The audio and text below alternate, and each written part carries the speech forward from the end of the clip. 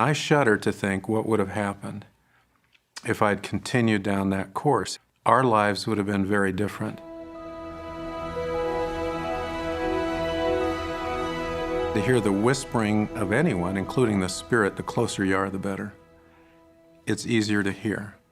And I find that as I draw closer to Him, I have an ever-increasing desire to be like Him.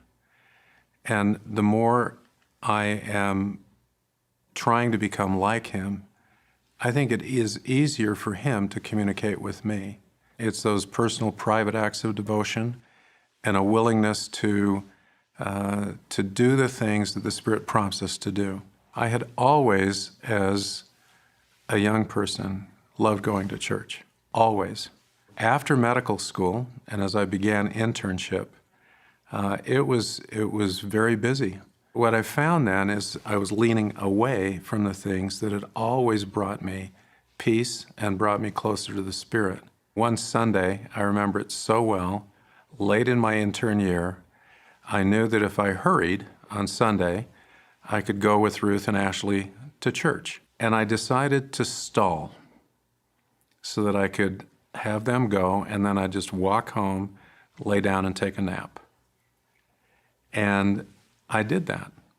And when I got home and I laid down, I was so looking forward to a nap. And I couldn't sleep because I realized that the testimony and the zeal that had always been part of me, I'd always loved going to church, it wasn't there anymore. That zeal wasn't there.